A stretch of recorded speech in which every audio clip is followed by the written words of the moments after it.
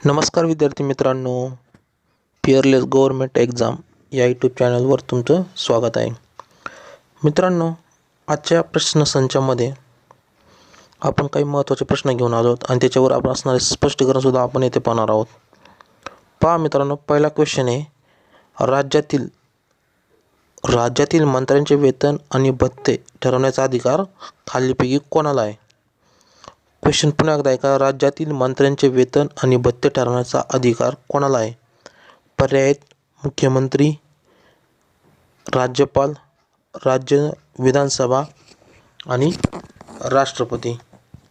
त्याचं योग्य उत्तर आहे राज्य विधानसभा. पहा मित्रांनो, मुख्यमंत्री हे पद काय आहे? संविधानात्मक आहे आणि ते कार्यकारी प्रमुखाचं काम ते राज्याचं करीत असतात. तर आर्टिकल 163 नुसार काय आहे? राज्यपाल हे संविधानिक प्रमुख व कार्यकारी प्रमुख म्हणून मुख्यमंत्री असेल असं सांगितलं आहे. जर संविधान मुख्यमंत्री निवडणुकीला विशेष प्रक्रिया अशी काही नाही आहे, म्हणजे संविधानामध्ये काय त्याला असं विशेष प्रक्रिया नाही आहे. पण 164 काय सांगितले त्यांनी? मुख्यमंत्र्यांची नियुक्ती राज्यपाल करेल, फक्त एवढंच सांगितले. असं स्पष्ट असं त्याचा काही उल्लेख नाही आहे. जर बघा, राज्यपाल नेमणूक मुख्यमंत्र्यांची करत असतात. जर बहुमत पक्ष जर एखादा आला तर त्याची निवड हे राज्यपाल करीत असतात.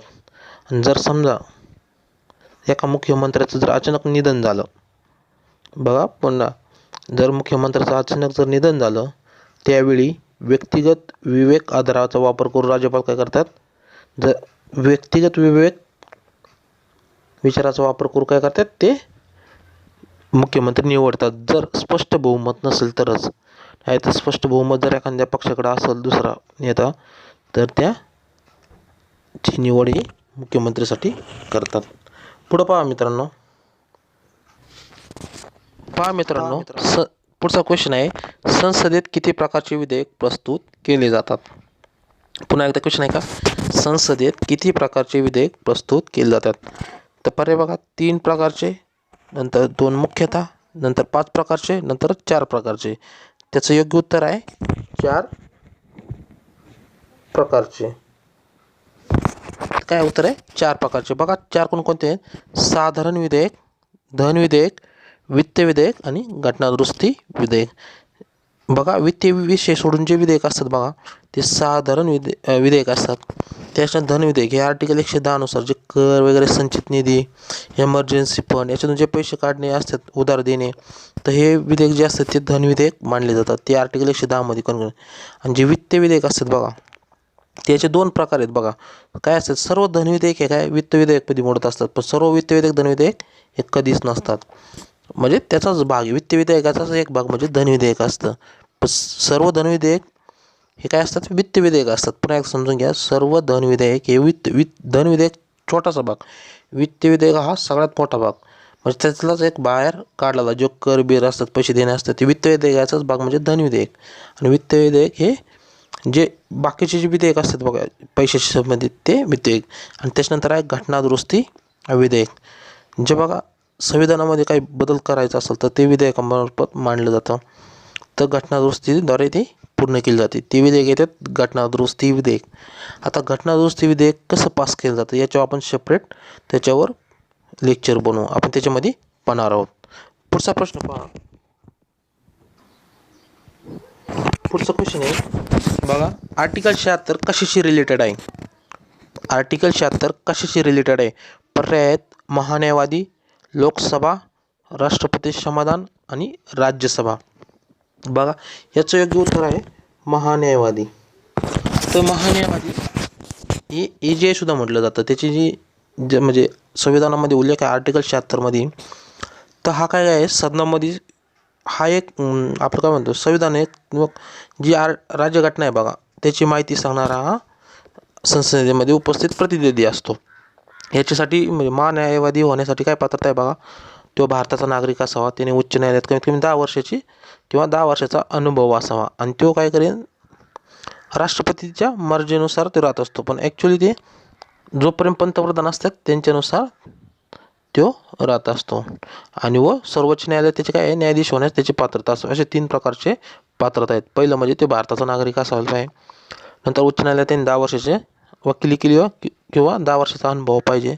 आणि सर्वोच्च न्यायालयात याने सर्वोच्च न्यायालयात न्यायाधीश होण्यास तो पात्रता असावी त्याची. तर बघा संविधानामध्ये उल्लेख त्याच्या कुठं आहे तर 76 मध्ये त्याचं भारताचा महान्यायवादी म्हणून.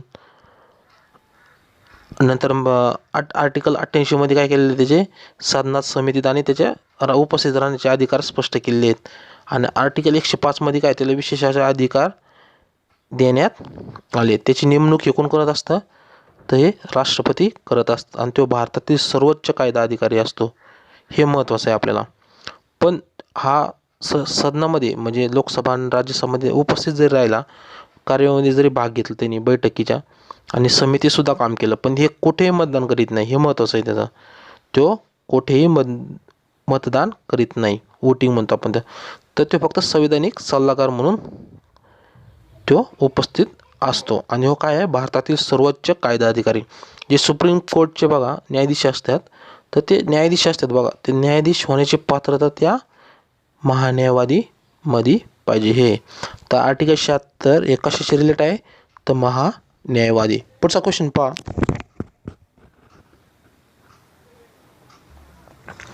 पुढचा क्वेश्चन आहे लोकसभा अध्यक्षांची निवड कशी होते.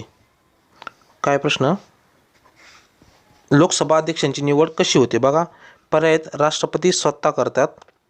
नंतर दुसरा पर्याय उपस्थित सदस्यांमधून.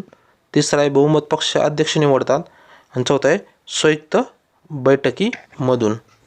तर याचं योग्य उत्तर आहे दुसरं, उपस्थित सदस्यांमधून. बघा कशी निवड होती. जर निवडणूक झाली बघा लोकसभेची आता झाली बघा, तर निवडणूक झाल्यानंतर काय होतं पहिली बैठक बसते बघा. ते बैठकीला जे उपस्थित सदस्य राहतात तर उपस्थित सदस्यांमधून काय होती अध्यक्षाची निवड होते. आणि हा अध्यक्ष लोकसभेचा जो कार्यकाळ राहणार आहे तो त्या कार्यकाळापर्यंत उपस्थित किंवा तो राहत असतो. तर लोकसभा अध्यक्ष हे पद आर्टिकल 93 नुसार आहे बघा मित्रांनो. पुन्हा एकदा आहे का, लोकसभा अध्यक्ष याची निवड जी निवडणूक झाल्यानंतर पहिल्या बैठकीत जे उपस्थित सदस्य असतात त्याच्यामधून निवड होत असते.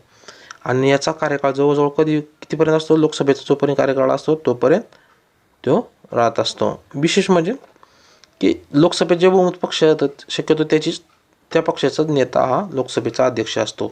आणि जे लोकसभा अध्यक्ष आहे बघा याची संविधानात कुठं उल्लेख येतो आर्टिकल 93 मध्ये बघा. तर बघा लोकसभा अध्यक्ष आहे बघा, तर याचं काही कारणांमध्येच पदसुद्धा जातं. तर ते कसं जातं बघा, जर तो सदनाचा सदस्य राहिला नाही, त्याचं जर समजा सदस्य जर राहिला नाही त्याचं नंतर त्याने काय केलं राजीनामा जर उपाध्यक्षाकडे जमा केला तर उपाध्यक्षाकडे जमा केला तर नंतर लोकसभेचे जर बहुमत गेलं असेल तर बघा लोकसभेचं बहुमत जेव्हा पार्टी बघा सत्तामध्ये यायचं असेल तर ते काय करते अनेक पक्षसंघ वाटेगाठी करून सत्तेमध्ये येत असतं.